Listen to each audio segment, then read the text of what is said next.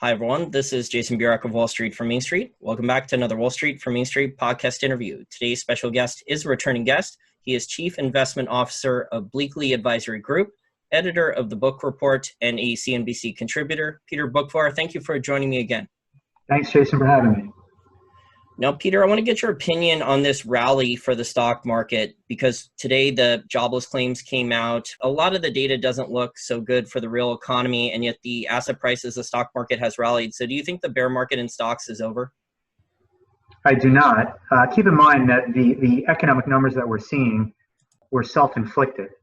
It wasn't like this was a natural course of business that deteriorated. This was a forced shutdown in response to a virus.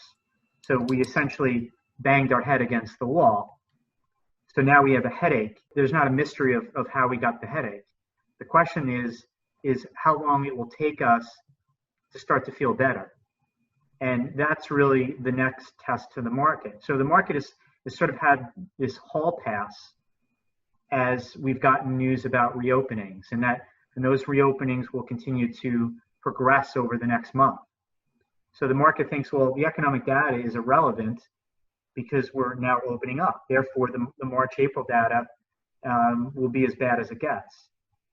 The question then is, when we fast forward to July, August, September, when we look around and see, okay, what's the state of the economy now? How many businesses were able to reopen? How many jobs were brought back?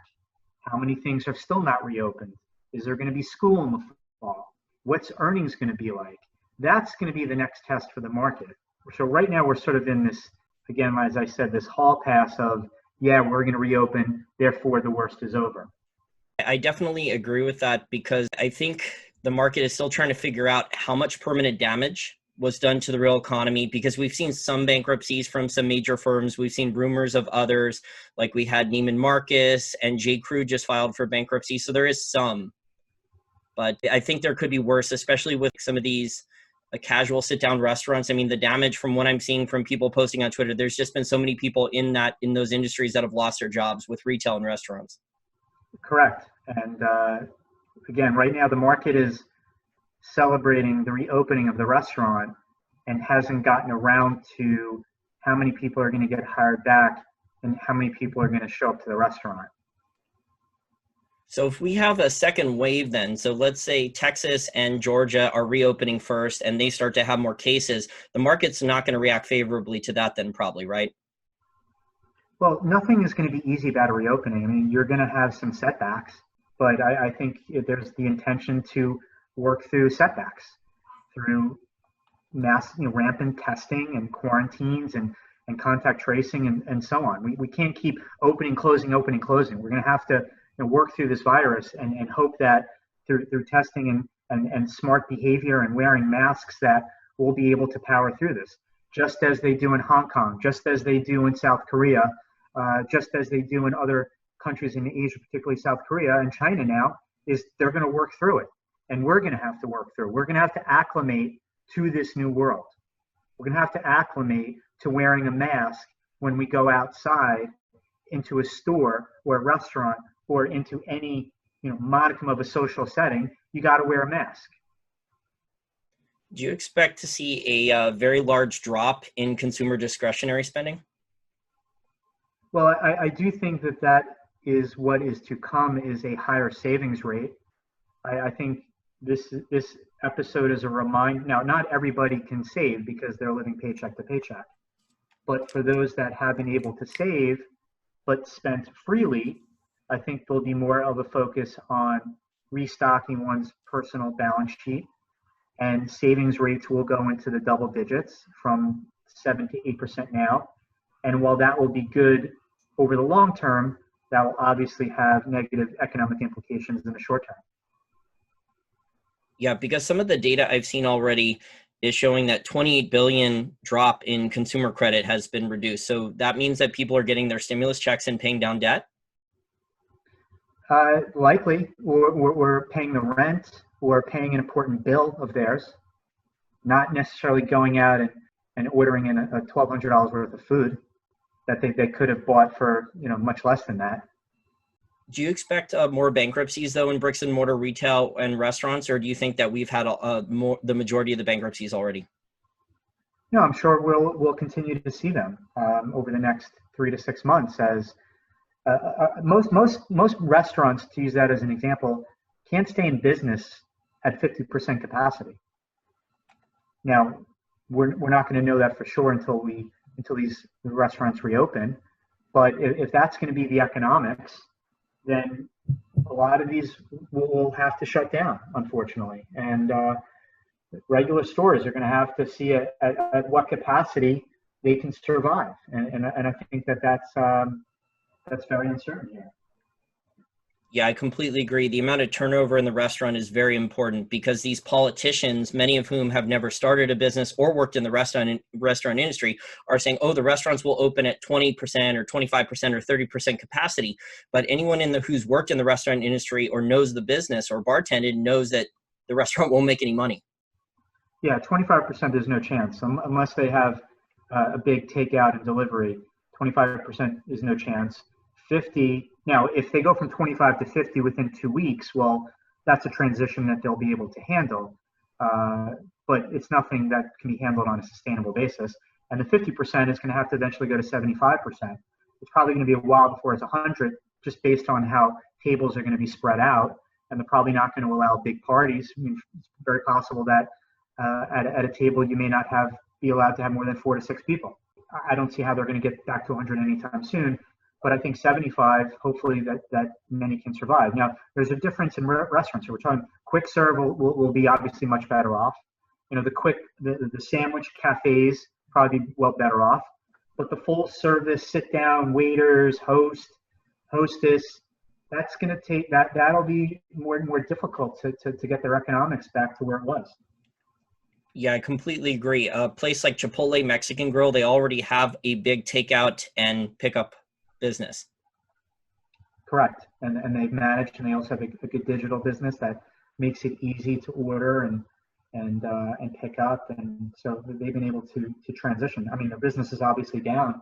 They make more money from people going into the restaurant, but at least they've been able to survive and buy themselves time until things normalize. So one more question about the stock market. How important do you think it is for President Trump that the stock market doesn't crash again before the November 2020 election? Hugely important, since that obviously is a big portion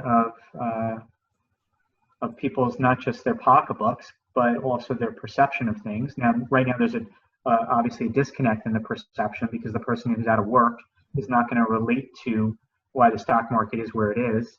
The person who just got their salary cut by 50% is not going to relate. But where the stock market is in November will also be a proxy of where the economy is.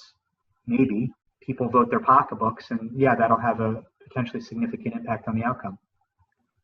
So to wrap things up about the stock market and your views here, you think this is probably a bear market rally, but we're going to need to see more data over the next couple months to see if there's a second wave and see how these businesses adapt to all this craziness that's gone on with the coronavirus. Yes. In late March, even on TV, I said we're hitting a bottom, but I was not confident at all whether it was the bottom. I just thought it was an a bottom because we just suffered from massive waves of forced liquidation and margin calls, which typically precede a bottom. Now we've obviously had the nice bounce, but now I think is the real test. I mean, we're give or take 2,900, 2,050, 2,900 in the S&P. The last time we were at that level was in October, and just remember what the world looked like in October relative to what the world looks like today. It seems to me, Peter, that we also had an unprecedented amount of interventions that were rolled out very quickly by the Fed. I was just getting started in the financial industry in 2007, 2008 during the 2008 crash. And it seems all the bailout programs and facilities that the Fed announced, now they haven't actually spent all the money. You can talk about the exact numbers, but it seems like the Fed rolled out the bailout programs and emergency liquidity and lending programs a lot faster this time around, right? Yeah, there's no question. But we have to understand, though, back in 07, 08, what overwhelmed the Fed was no experience for what hit them. This time around, in terms of Now, no one had any experience dealing with the pandemic, but they understood that they had an expanded toolbox, call it, more than just the Fed funds rate if you had a negative tsunami hit your shores. So that's what allowed them to react as fast as they did.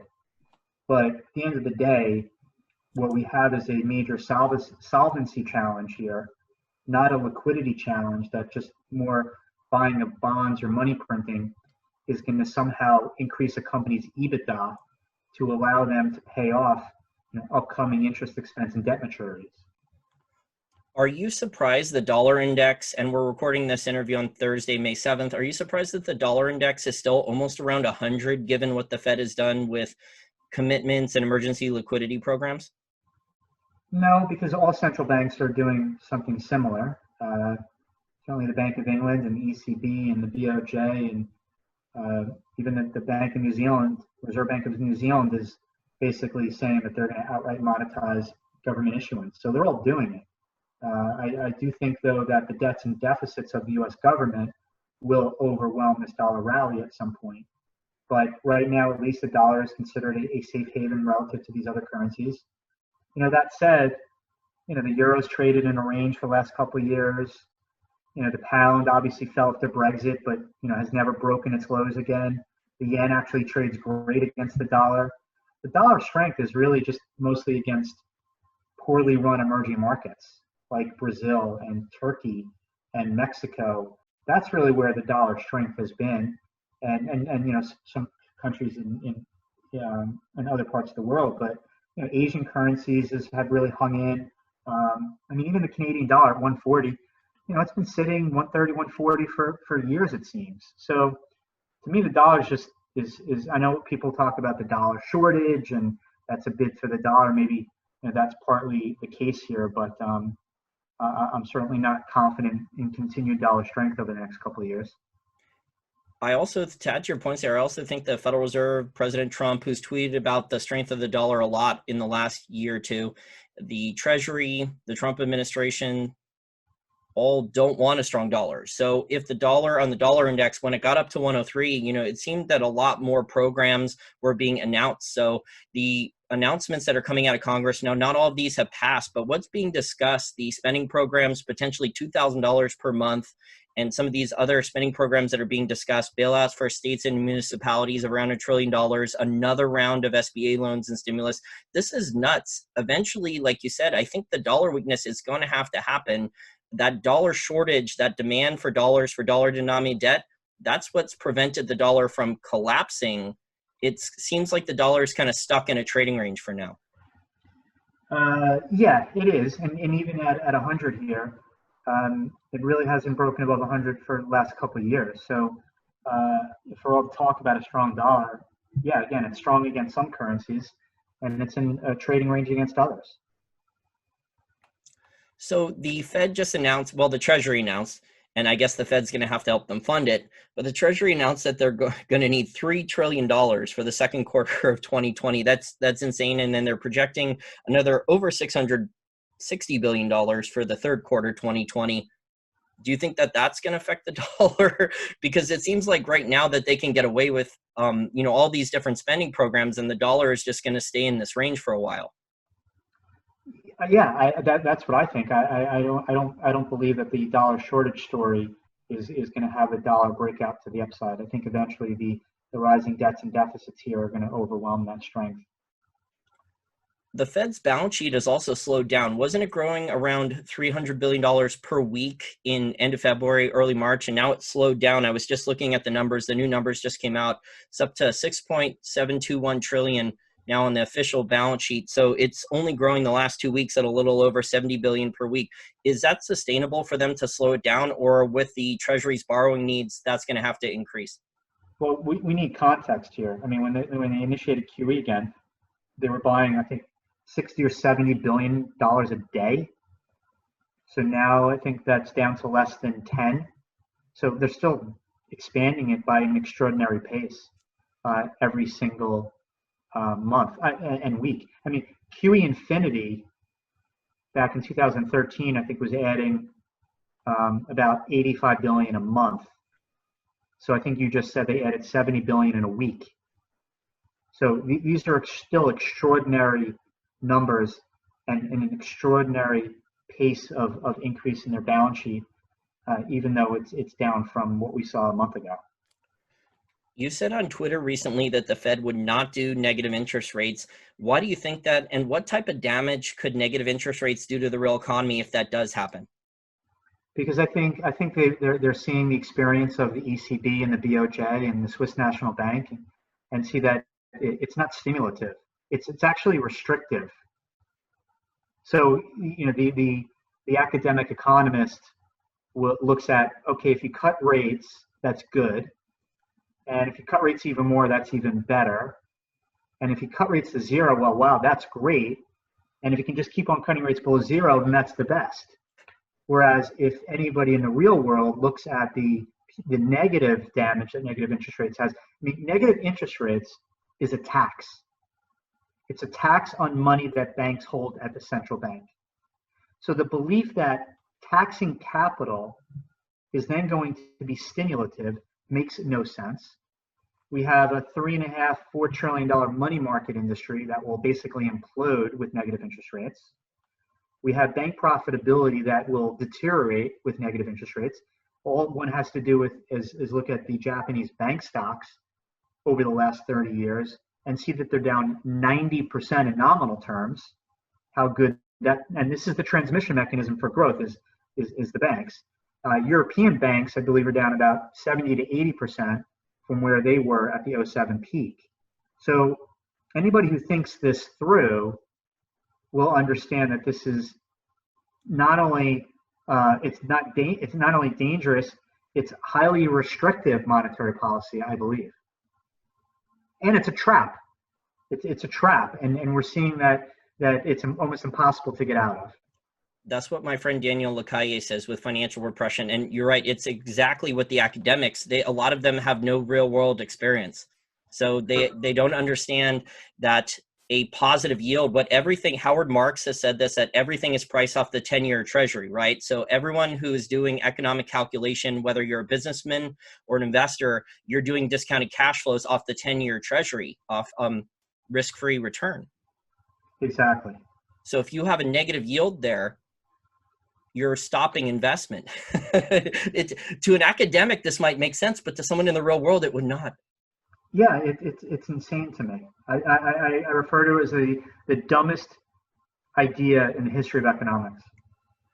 Also, the negative interest rates, Peter, I think it would really hurt the insurance companies because they all need to take that float and they need to invest it in, they need positive investments to compound. Correct. We basically damaged the viability of insurance companies, pension funds, retirees that are being forced to take a huge amount of risk to bail out the debtors out there.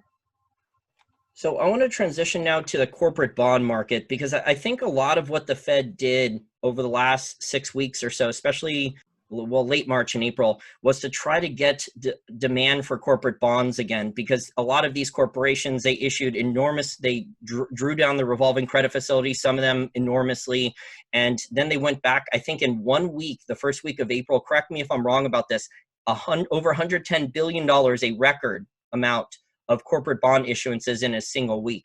Do you think that would have happened if the Fed had not announced all these programs? Probably not to the extent. We would eventually have gotten there as the market healed on its own. But there's no question that the Fed facilitated this. There's no doubt. But where we would have been without it, it's tough to say. But the Fed fed this corporate bond bubble since 2009, 2010. And they even expressed worries about excessive leverage on corporate balance sheets. So what is their answer? To encourage more excessive borrowing. Now, I know part of this is obviously giving companies the ability and access to financing for maturities that come due in 2020. But yeah, I'm sure the Fed helped, there's no question. And the question is whether the economy will still rebound enough to handle still a large debt load on corporate balance sheets. So you think that the Fed saved some corporations because the private sector demand, pension funds actually bought the corporate bonds that were starving for yield? I'm sure anybody looking for yield, yeah, are sort of being forced into these things. How much corporate bonds or these junk bond ETFs or corporate bond ETFs has the Fed actually bought? I think I saw that they haven't bought much or any at all No, yet. yeah, the program is only just getting underway, and I'm actually not of the belief that they're going to be actually buying that many in this special purpose vehicle. I think right now it's more of a signaling thing, and I think we'll see the pace, but I don't think it's going to be, especially with the rebound in the market. I don't think the pace is going to be as much as people think. I don't think the Fed should not be here anyway. It's not in the Federal Reserve Act. They're taking on obviously huge credit risk. That's why I don't think they're going to get too deep with it, but who knows with these guys. Yeah, because initially they had committed I think I saw an interview with Brad Richards on Bloomberg a month or so ago. He said they were going to buy about 3 trillion, but I saw that they haven't really bought any of it yet. But they seem to, with the press release, have accomplished a lot of their goal, because the corporations were able to go to the market and issue more corporate bonds and solve a lot of their problems on their own just by the Fed issuing press releases. Yes, no question. But look at Mario Draghi in 2012. He said whatever it takes, and they created this OMT program that I don't even think they ever spent a penny on or a euro on. What are your thoughts on the oil market? Because it seems like it's still a train wreck. I know some of these oil stocks have rallied, and I know the oil price has rallied temporarily. But when I look, all the oil experts I follow, like Tracy Schuchard and some others, they're all warning that there's still an enormous amount of oil oversupply for at least the next 3 or 4 months, and this oil rally is going to be short-lived. So what are your views on the oil companies and the oil market right now, supply and demand? I think oil is carving out a nice bottom here, because yes, we've had this demand destruction, extraordinary demand destruction, but demand is slowly coming back, and we've had major destruction in the level of supply. And I think at some point in the next couple months, we may get closer to some sort of equilibrium. And that when I saw a negative oil price in that May front month contract, I felt that was what bottoms were made of. I can't tell you to what extent it unfolds from here over the next year in terms of how quickly we rebound. But I do think that oil is bottoming out here, and I think the oil stocks are pretty attractive here. I think people have to be careful which oil stocks they select, because if you're wrong and there's not an oil bottom, some of these higher cost, over indebted oil companies are going to have some problems. I'm actually surprised that there's not been as many bankruptcies yet, because we haven't seen a lot of the oil companies tap. They haven't been able to get they're not obviously able to raise any equity right now, but some of them have been able to get cheaper debt, like ExxonMobil. Well, I would only stick to the big, large mega majors like Exxon and the others, rather than dipping down anywhere below that. So you're not worried then about the oversupply? You think that'll be worked through because demand is slowly starting to come back? And production is being dramatically shut in. See what happens with demand if it does come back. If there's a second wave, because it looks like there's a second wave in China. So Chinese oil demand, I've been tracking this with TomTom and elsewhere, it's still down about 20% from 2019. Well, everything's down dramatically from 2019. You have to be measuring it what it is from February, March, and April. In your opinion, are there any other commodities where there's good supply demand fundamentals, or do you think that because of the weakness of the global economy, that commodities are going to be in a bear market for a while? I think copper, the supply demand is interesting. I mean, granted, there's been obviously a big decline in demand, but I think that copper went into this in a deficit, and there's just been somewhat of a dearth of supply of substance. So I think that when we come out of this, copper is going to be really interesting. And I've been pretty bullish on gold and silver. Now, gold, I don't look at as a commodity, it's a currency, where silver is sort of half commodity, half currency. And silver, I think, is actually my favorite asset right now. Yeah, the gold to silver ratio screams that silver will eventually catch up at some point. I think there's too much silver byproduct online right now from the copper miners. Yeah, and that's a reason why it's lagged gold. And also the industrial metal demand has been weakened. But I think at some point, silver will play some catch up to gold. It will revert back to more of a precious metal than anything. And it'll have its catch up day. relative to the price of gold. So you think then the gold bull market has restarted? Is it going to be correlated then to the growth in the central bank balance sheets? Likely, but also correlated to real interest rates. And I think that's a big factor, and also where the dollar inevitably goes in the next year or two.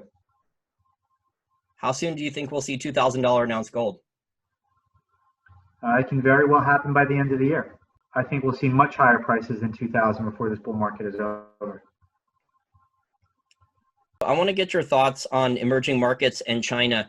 Do you think the Chinese economy has banking system and debt problems still? No question. And that's well known. The question then is, can they work through it? Can they address the huge load of non-performing loans and manage through? And I'm of the belief that they can. I think that China will remain a major global growth driver. And I actually am pretty bullish on emerging Asia for the next 5 to 10 years. So that would play with your copper thesis then, because if China's still going to be growing, then they're still going to be building using copper. Correct. And they're still going to be consuming a lot of oil. And then also eating a lot more protein probably too. Yes, so like agriculture as well, fertilizers in particular. Yeah, I saw your Real Vision TV interview about the potash and fertilizer stocks. I haven't looked into them recently. How have they been doing? Well, they obviously got caught up in this huge decline in everything commodity related, but potash actually merged to become with Agrium to become Nutrien, and I'm still a bull in the name. Yeah, there's the ETF for people who don't want to buy an individual company. It's SOIL, SOIL. Last question here, Peter. Thank you very much for your time. Do you think that emerging markets are subprime because they have a lot of dollar-denominated debt? They have a lot of exposure to base metals and energy. They've exported a lot of luxury goods to China. So most of their economy now is geared to exporting to China, but they borrowed a lot in dollars. So do you think that's going to hurt emerging markets more than any other segment? Well, keep in mind, we can't just look at the level of dollar-denominated debt, because that's a liability, but there's also an asset on the other side of that. You know, some of these emerging central banks have more dollar reserves than the country has dollar-denominated debt. So we have to look at both sides. I am, as I said, much more bullish on emerging Asia. I'm not South America, Brazil, Argentina. You know, they've got their own problems. So I would just, instead of just looking at just emerging markets, I like to distill that down to emerging Asia. But again, dollar-denominated debt, you can't look at it in isolation. Central bank balance sheets in emerging markets are much different today than they were during the last crisis. So I think that they're, now granted, we have their own idiosyncratic situations like Brazil, for example, right now. But I don't think the emerging markets are the basket case that they've been in the past. They're troubled, no question. But I think emerging Asia is, and I don't even look at emerging Asia as necessarily emerging. I mean, Singapore, if you go to Singapore I don't see as emerging market. It's well developed. South Korea is well developed. Yeah, the Fed had to give out a lot of currency swap lines to Brazil and some of the other trading partners. I think most of them are in South America, though. Yeah, they're probably tapping that more because of more dollar-denominated debt that's out there, I'm sure. So how quickly, finally, last question, how quickly do you think the Fed is going to get to 10 trillion on the official balance sheet? I mean, they keep this up. It'll be, sometime probably the first quarter of next year. But it all depends on how this plays out. It all depends on how when we get a virus and when we get, it all depends on where the economy goes. But it is likely eventually heading out to 8 to 10 trillion. And if the economy doesn't recover, the people in Congress are going to want to start sending out more stimulus checks? Likely, and the Fed will be indirectly financing that. How quickly both political parties, especially the Republicans, who said for the last 2 years they would not do MMT, once asset prices fell and their real economy sputtered and the cash flow stopped, how quickly the Republicans adopted MMT. It's kind of disturbing me down the line. Agree, but in everyone's eyes there, it's desperate times call for desperate measures, and they'll focus on the repercussions after. Well, they do want a weaker dollar, but they should be careful what they wish for. I agree with that. So, Peter, I want to thank you very much for your time today. If my listeners want to follow your work, the book report, or follow you on Twitter, how do they do so? They can go to bookreport.com. That's BOCK report.com. If they're interested in wealth management services, they can check out the website bleakley.com, and they can even call me. Our phone number is on that website, or email me. And Twitter at @Boockvar, BOOCK, V as in Victor, AR. Yeah, and you put a lot out on your Twitter for free, so it's a great follow. Thank you, Jason. Okay, great. Well, thank you so much for your time today. Thank you. I really appreciate having me.